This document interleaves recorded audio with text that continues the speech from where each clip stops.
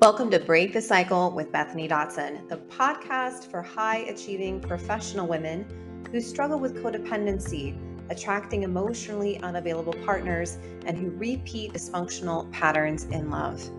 I'm your host, Bethany Dotson, and if you want to learn more about how to break your cycle in love, don't forget to hit the subscribe button and be the first to know when a new episode drops.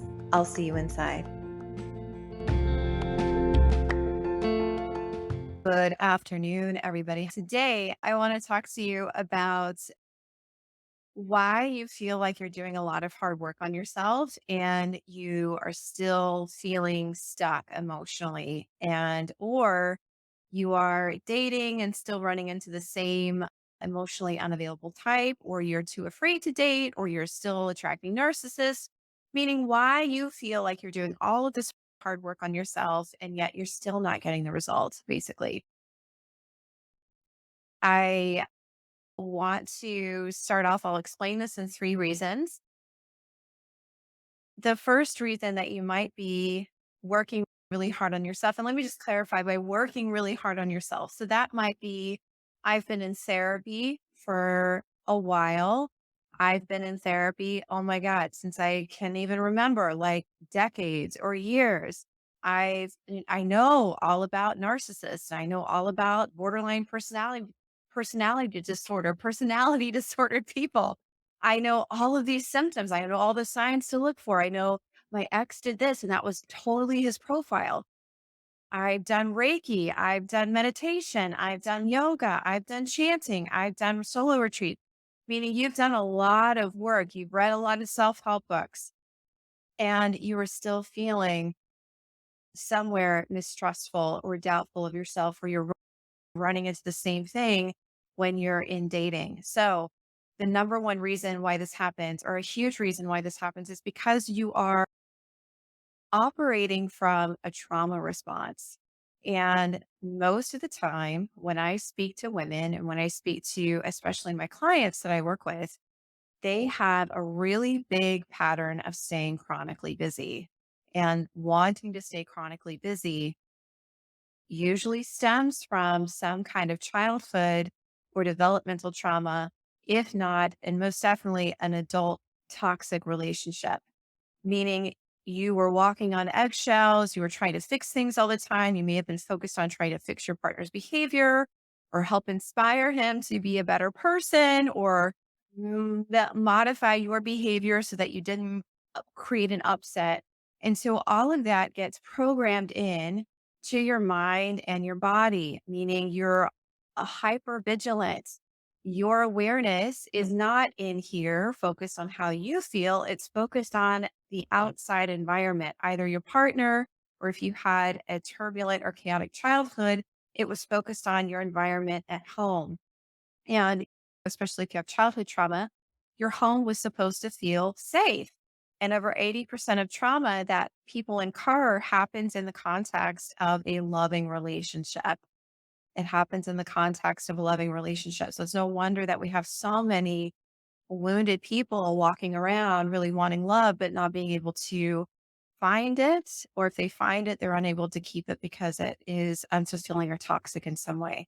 So you have a trauma response. When you exit a toxic relationships are very exciting. They're also very addicting. The highs and the lows create a behavioral pattern that's called intermittent reinforcement. It's highly addictive to your brain and your body. It's the same addiction principle that happens when a heroin addict gets addicted to heroin, when an alcoholic gets addicted to beer or wine or Jack Daniels or whatever they're drinking. You get a high from your person, from your fix, and then you crash and you burn. And so when you exit that type of a relationship, your body is still looking for that excitement. And so a lot of times what I find is people will not want to feel the sadness or the anger or the guilt or the shame or the grief. And they will instead want to go for a more pleasurable feeling, which is some kind of excitement. So they will distract themselves and stay very busy at work. They will read as many self help books on narcissists that they can. But what's really happening is while they're gathering information, they're also getting a little bit of an excited fix because in their mind and in their body, they're comparing, oh, yes, this was my ex. This was definitely the ex before that. They're getting a little bit of a juice in their from consuming that material. You're talking about it in therapy. You're talking about it in therapy. You're talking about it in therapy. You're venting about it every single week. You're venting about your problems. Every time you talk about problem, you keep it alive in your system. And this is one of the big differences between regular talk therapy, which has been proven ineffective in up to 78% of cases, according to research of women who have emotional abuse, because the more you talk about it, you feel validated. You feel like you're letting steam off your pressure cooker, but you're keeping it alive. You're keeping that dynamic and that programming alive in your mind and in your body, right? Your mind starts thinking about it. When you have thoughts, you produce feelings and you feel feelings in your body. And that you train yourself, as I tell my clients, you train yourself, you program yourself. The more you talk about it, the more you research it, the more times you say, I attract narcissists, you're just, your subconscious mind is listening to you, right? So you program yourself. And when you're staying chronically busy, it is usually because from childhood trauma or when you've exited an emotionally abusive relationship with someone like a narcissist, for example, your brain, the center of your brain called your amygdala, which is the fight or flight center, is more active. It's hyperactive even. And so when you have a hyperactive fight or flight center, you always feel on edge. You you may be more anxiety prone. You want to stay busy. You want to burn off this energy. You want to give yourself stuff to do. And that's a product of that over functioning amygdala. The downside with that is that you never truly learn how to retrain yourself to go inward and to listen. And most people do not want to face their feelings because and feel them because A, it's going to be painful. It's going to be uncomfortable to release that repressed emotion and walk through that trauma and walk through their fears and let it go. And the other reason is that a lot of people falsely believe that if they feel their feelings, if they truly allow themselves to feel sad or to grieve a relationship or to grieve themselves and the choices that they made, they're afraid they're going to get stuck there. This is also why people don't leave an unhealthy relationship and they stay long past the expiration date because they don't want to feel any pain. They don't want to feel lonely. They don't want to feel the pain of a breakup. This is why I stayed in my own toxic relationship, multiple toxic relationships long past the expiration date, because I had the false belief that I would never meet anybody else. I was going to be alone forever. I was going to feel like shit forever. And that gave me reason to justify staying in the relationship. And so this is why so many people justify and make excuses and minimize staying in a toxic relationship and really anything in their life that's out of their comfort zone. They have a calling or a whisper on their heart, and their intuition is saying, hey, this is not a good idea. And they go, shh, no, I don't want to hear you. And they justify and make excuses, right? So if you are doing a lot and you're finding you're still feeling emotionally stuck, you still wake up anxious, you still wake up obsessing about your ex, you still wake up just feeling blah and like you're living your life, but on the inside you're dead and you really have no hopes, no dreams. Your dreams feel like they died along with your relationship and you don't want to die alone. But good God, with your track record, how can you trust yourself to date again? That's because you're most likely using the same trauma response to try and heal yourself. And that's just not possible. And the trauma response that you may have from either your childhood or your adult past relationships is the very thing that causes you to get into unhealthy relationships. When you have what I call complex trauma, which is trauma incurred in relationship over a prolonged period of time, that overactive amygdala causes you to be more externally focused. And this happens on an unconscious level. It's just the way that you're wired.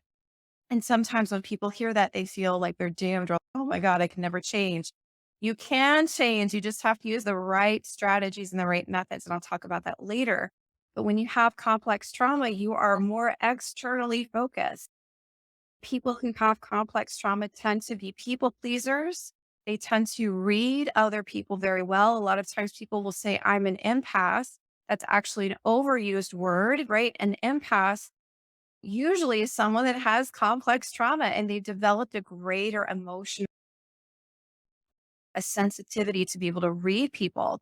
And so when you have that programming, prone to hear the calling on your heart, but because you're in front of a person that you want to that you want to like you and you want to not rock the boat and you don't want to create any conflicts, you will oftentimes ignore what's going on in here and stay focused out there and adjust your behavior accordingly. And this is one of the biggest ways and reasons why so many people ignore red flags. They have a pattern of complex trauma in their background, right? So if you're doing a lot of stuff and you're not seeing any results and you're chronically doing all the right things. I joined a gym, I cut my hair, I'm staying busy, I'm just doing healthy things, but I still am meeting unavailable people. I'm still scared to trust myself. It's because you're not properly healing your complex trauma. You're living with a trauma response and you're trying to heal. You still have an active trauma response, right? And talking about it, as I mentioned before, does not heal complex trauma. We know that now in research. It's an ineffective method. Helps you feel better in the moment, but long term, we don't really see any significant changes.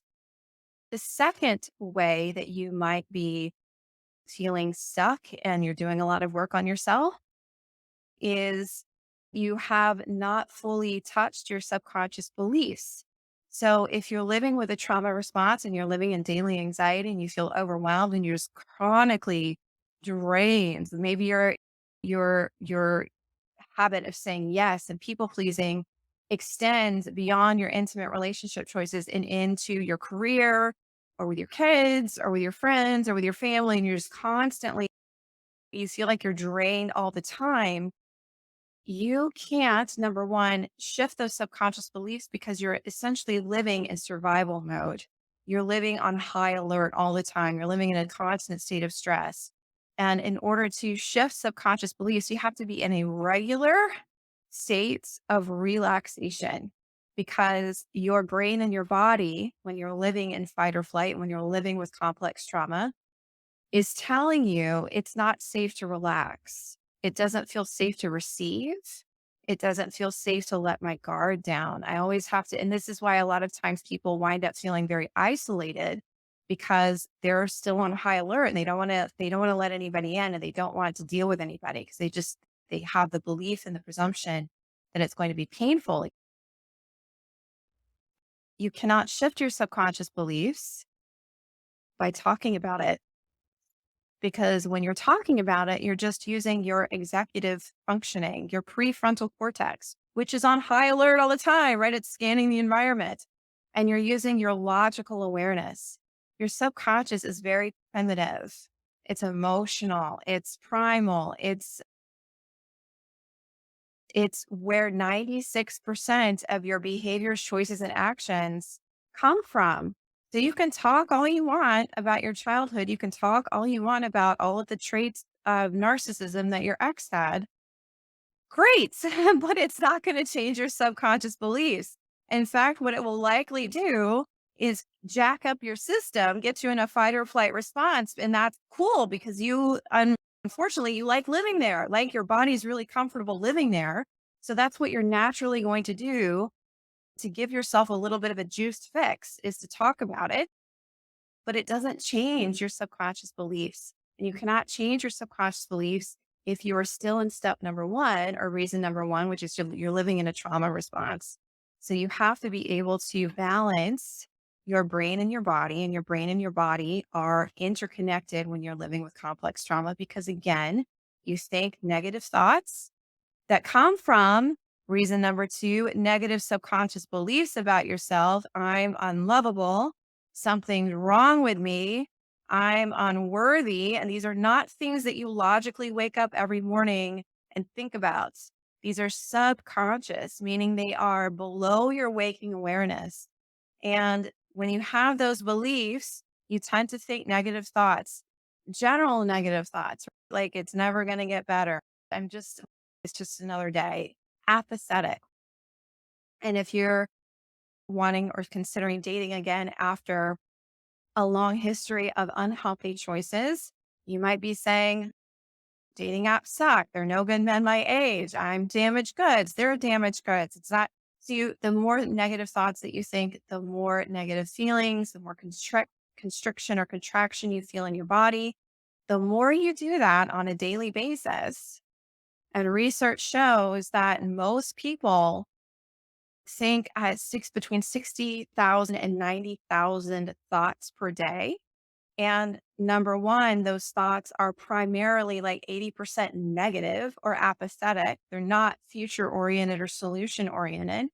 And number two, they're the same thoughts that they thought the day before, the week before, the month before, even the year before. So people become stuck in this programming. They forget who they really are. It's like they're living their life with blinders or lint over their field of vision. So you have subconscious programming that you are not fully healing. That is reason number two why you feel like you might be working a lot on yourself. You're reading all the books, you're doing all the right things. My phone's ringing. Who is this?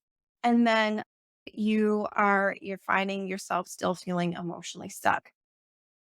So the third and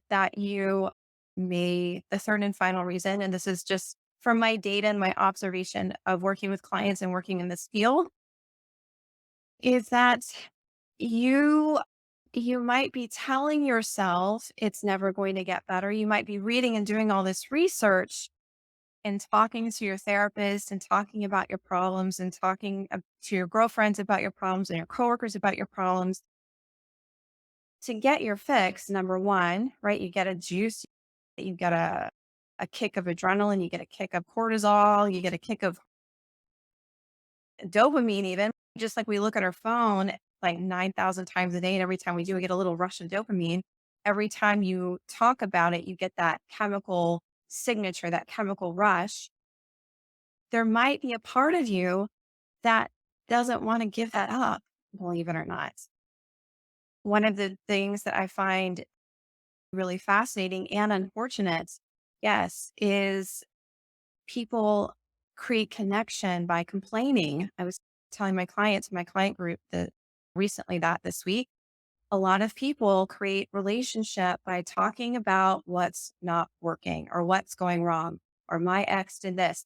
I run advertising for my business. Sometimes people will leave comments on my ads and one person will say my narcissistic asshole ex did blah, blah, blah, blah, blah. And then there will be 20 comments under that from people who say, oh, same here. And he did this and blah, blah, blah, blah. So people create connection by complaining about their problems. And that feels comfortable for them. That actually feels more comfortable for them than giving that up and stepping into their power. Marianne Williamson greatly said, and I'm going to paraphrase her quote, it's not your darkness that you're afraid of, it's your light. It's your light. And we were all born into this world, pure loving energy. And it was our experiences in childhood, whether you believe in soul contracts or reincarnation, it doesn't really matter. It's your experiences that you go through over your life that cause you to forget that one innate fact that you were born into this lifetime is pure loving energy and pure loving awareness. And so you, after so many failed relationships and so much heartbreak and so much gaslighting and so much doubting yourself and so much failure and so much guilt and so much shame, people are afraid to try again. People are afraid to open their heart again. Rightfully, right? If you've got a long history of failure in relationship and you don't trust yourself and "Whoa, I'm so really scary," people are afraid to let go of that because that becomes their identity. That becomes what they're most comfortable with. I talk to from 10 to 20 women every single week to speak about whether it's a client or it's a prospective client, to speak about helping them heal their trauma and then open themselves up to the idea of a healthy relationship and making healthier choices in dating. And 90+% of them are really comfortable talking about what they don't want or what's happened, their problems, their failures, their narcissistic ex. I feel like shit every day. They're really cool talking about that and very comfortable there. But when we talk about what they want, people actually shut down. They get more scared. They're living a nightmare, right? It's like hell on earth. I'm living my life, but I'm living in this nightmare. But when I talk about what I want, my dream, whoa, I don't know if I can do it. I don't know. I'm like, oh, that's scary. Oh my gosh, this feels really uncomfortable. And that's sadly what keeps so many people stuck is because the moment they begin edging out of their comfort zone, the little devil on their shoulder starts talking up really loud. Their inner gremlins, their inner fear, their small self, as I like to say to my clients, begins chirping up and telling them, you're never going to do it. It's a failure. You're never going to make it. This is too good to be true. You can't go for that. You failed so many times, blah, blah, blah. And they start contracting and start backing up and start putting the brakes on. And that, unfortunately, that way of living is more comfortable. They tell themselves, one day I'll change, someday it'll get better, one day I'll meet someone, but I'm not going to really try. This is called apathy. Apathy. And when people have a lot of trauma in relationships, they naturally tend to be more apathetic. They've they've been shut down so many times that their lens and their way of moving through life is one of bleh. And that's a really dangerous place to be because you're not really feeling much of anything.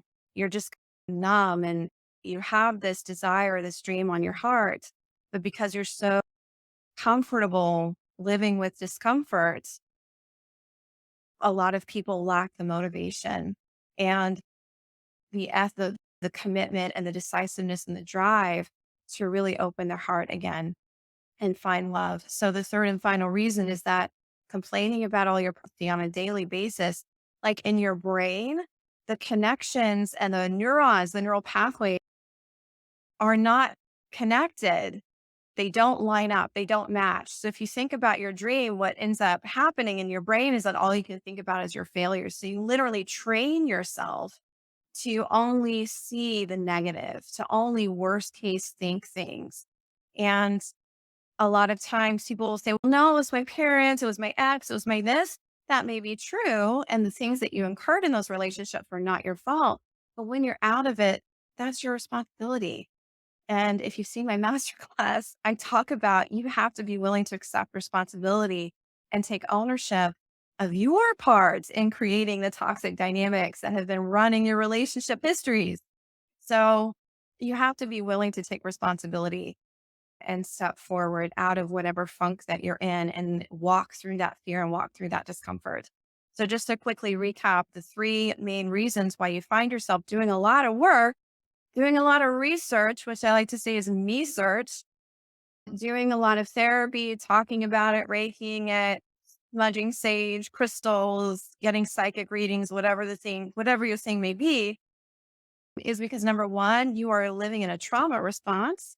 And trauma response usually causes people to be hyperactive or underactive. We'll talk about that on a different live. But in this case, hyperactive, meaning got to stay busy, can't relax, can't, if I leave a blank space on my calendar, I eventually fill it with some shit to do, that kind of a thing. And you cannot heal when you're living in that way, in that trauma response. A trauma response is what got you into toxic relationships. A trauma response, you cannot heal your trauma from a place of anxiousness and busyness, and trauma response. It doesn't work. Second thing is that you have to heal your subconscious beliefs. And you can't do that when you're daily living in anxiety, dread, apathy, guilt, shame. You've got a lot of unhealed trauma. You have to feel fully safe to relax and to receive. And then you are more suggestible. Your subconscious is more suggestible to receiving and programming in new belief systems. And the third and final reason why you might be doing a lot of work and then not yet seeing very great results or any results at all is because you actually feel more comfortable living in chaos. You actually feel more comfortable complaining and creating connection around complaining and having that identity of I attract narcissists. You're more comfortable with your darkness and you're terrified of stepping into your light because that's the unknown. And for many people, the unknown is scary and they don't go for it because they have, once again, that false belief, oh, it's going to be uncomfortable.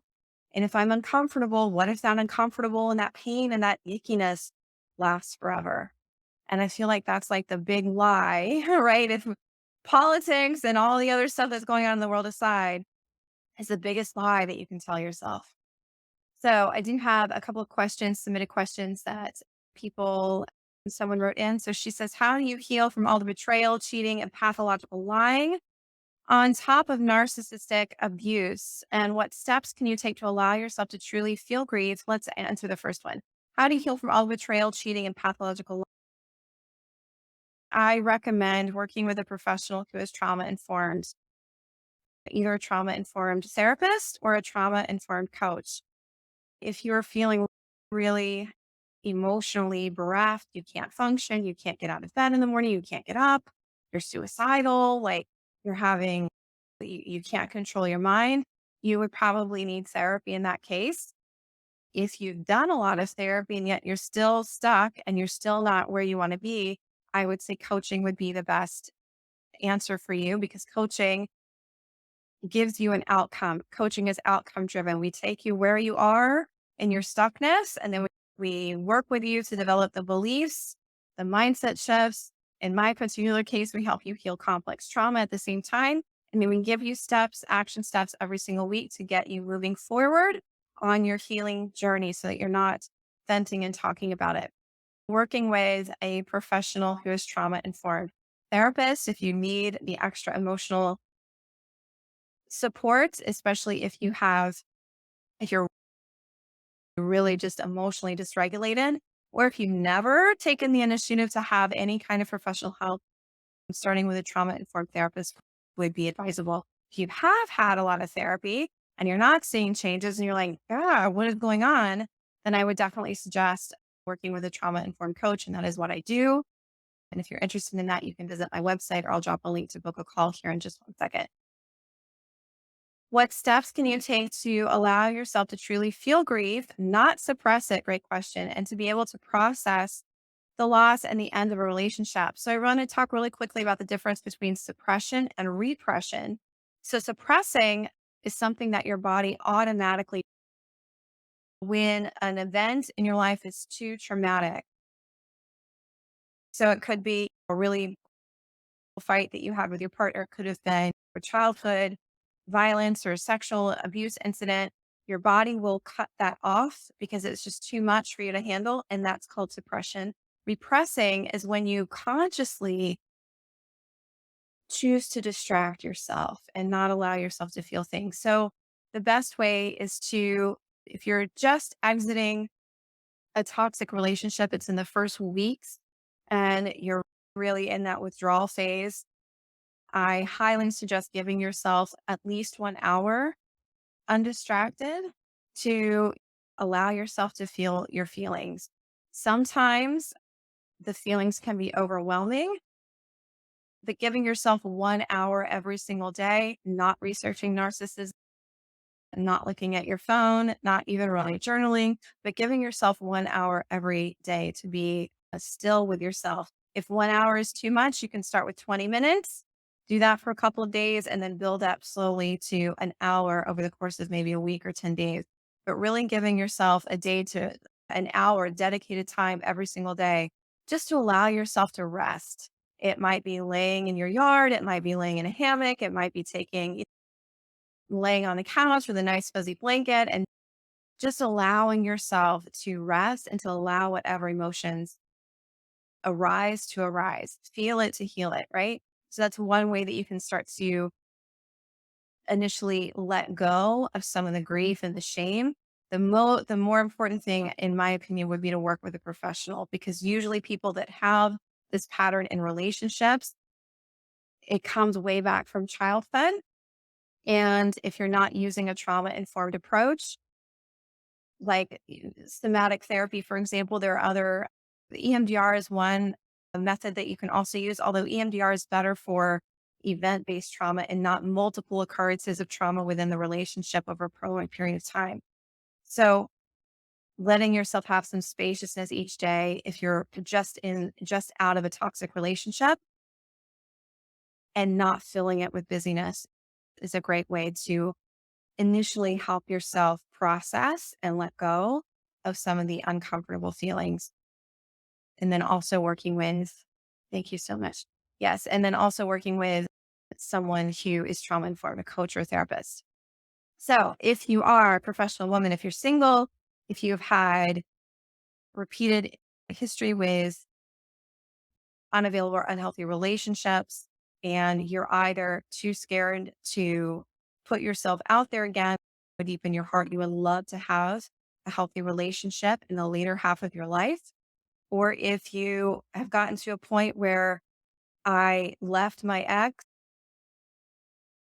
I cannot keep doing this anymore. In fact, your ex may have been the worst version of your pattern yet. I often find that to be true. Then book a call. We will see if we can help you break the cycle, if you will, heal properly, heal your complex trauma, and help you develop healthier behaviors in relationship. Number one, the relationship with yourself, and then help you take those behaviors and those choices and those belief systems with you into dating. This is best for women who are out of the relationship. You've been out of it for a few months. You're not hoping you're going to work things out with your ex. You're not hoping he's going to come sweeping in, like you're done, right? No more going back. You're professional, you're generally successful in other areas of your life, like your business or your career, and you've ideally had some therapy already. You've already talked about it, you've already done a lot of work on yourself, but you still have a gap. You're here, you want to be over here, and you're doing all this stuff. You're doing all this stuff. It feels like you're standing still. This is the sweet spot that we like our clients to be in when they come to us. So book a call, go to BethanyDotson.com/talk. We'll talk to you for about 45 minutes to an hour. We're going to talk to you about everything that you've tried, why you think it hasn't worked. We're going to talk about, most importantly, what you want. And then we're going to give you the clarity and the shifts that you need to be making, the commitment levels, all of that kind of stuff that needs to happen for you in your particular case in order to get you from over here to over here. And if we feel that we can help you make those shifts, we'll invite you in. We'll talk about the possibility of working together, and I will make you an offer. I will see you all soon. Take care.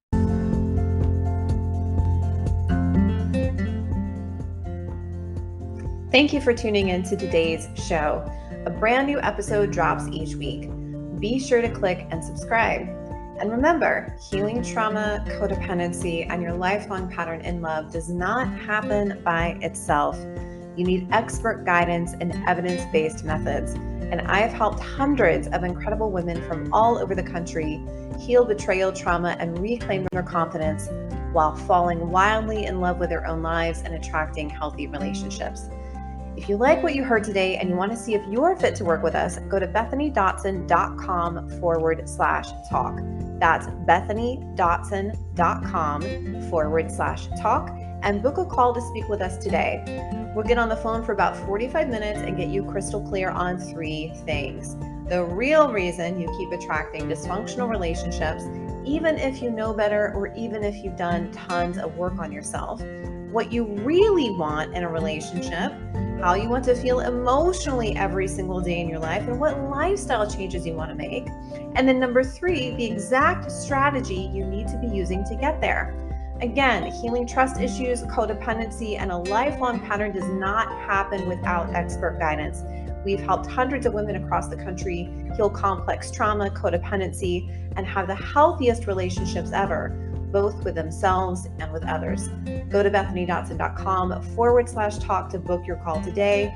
I'll see you on the next episode.